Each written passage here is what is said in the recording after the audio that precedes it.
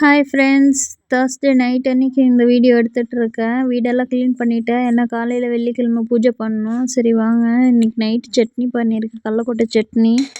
மாவு கொஞ்சம் இருக்குது, சரி தோசை சுட்டுக்கலாம் அப்படின்ட்டு. இவங்க இன்னும் வரல. என் ஹஸ்பண்ட் வந்து வேலைக்கு போயிருக்காங்க. 12 மணி ஆகப்போகுது ஃப்ரெண்ட்ஸ், இன்னும் வரல. தூக்கமாக வருது.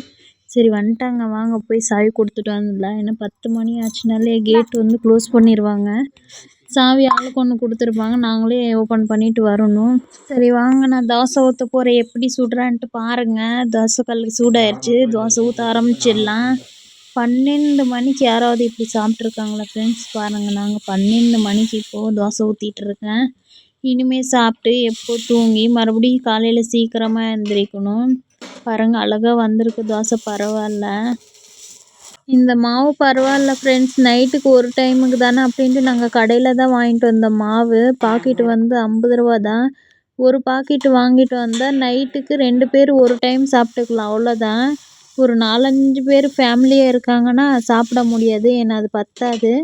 50 ரூபா பாக்கெட்டு 2 பேர் இருந்தால் தாராளமாக நீங்கள் கப்புள்ஸாக இருந்தால் வாங்கிட்டு போய் சாப்பிட்டுக்கலாம். சரி வாங்க, இதை எடுத்துகிட்டு போய் அவனுக்கு கொடுக்கலாம், சாப்பிட்டுட்டு இருக்கட்டும்.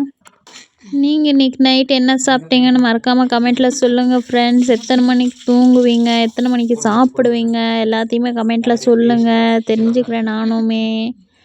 ஓகே ஃப்ரெண்ட்ஸ், இன்னொரு தோசை ஊற்றி எடுத்துகிட்டு வந்து கொடுத்துடலாம் நாம்.